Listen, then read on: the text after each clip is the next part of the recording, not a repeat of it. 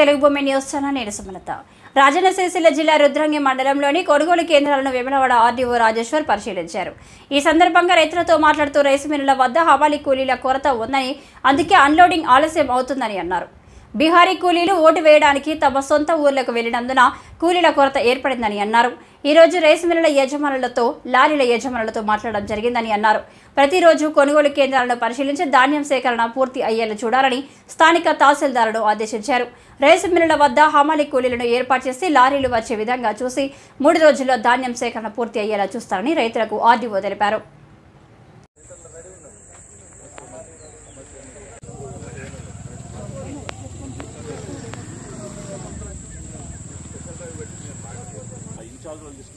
నేను ఒకసారి ఇప్పుడు మామూలు బిల్లు చేస్తాను.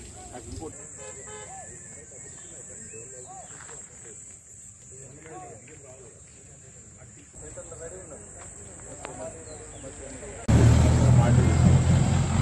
మీరు దించి రావాలంటే చాలా కష్టం. వాళ్ళు కూడా గొడవ చేస్తున్నారు కాబట్టి ఏం చేస్తామంటే పిల్లల్ని చాలా ట్యాగ్ చేస్తాం. ఇప్పటివరకు చేసేదాల్సిన నిర్లక్ష్యం మీటింగ్ ఇస్తున్నాడు. ఇంకోటి చెప్పిందట రీసెంట్గా ఒకటి పట్టేలో ఇంకోటి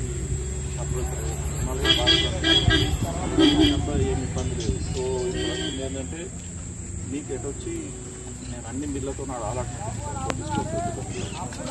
ఆ లిస్ట్ పెట్టుకొని ఆ బిల్లుకు 2 బిల్లుకు 2 రాసుకుంటామని. ఇది ఏంటంటే ఈ డిఫాల్ట్ ఏదైతే ఉందో రైస్ మిల్ ట్రై చేసిందని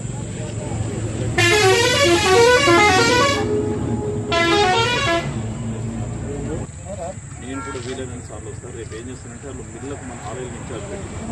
ఎవరైనా ఇన్ఛార్జ్ పెట్టినా రేపు ఒక మీటింగ్ పెట్టేసి ఏం చేస్తానంటే అందరినీ ఆ మిల్లలు ఉండాలి. పొద్దున్న సాయంత్రం దగ్గర లారీ వచ్చిందంటే 24 అవర్స్లో వెకేట్ చేసేటట్టు నేను ప్లాన్ చేస్తాను. బట్ ఈ అన్లోడింగ్ 24 అవర్స్లో లారీ అన్లోడ్ చేసేటట్టు నేను ప్లాన్ చేస్తాను.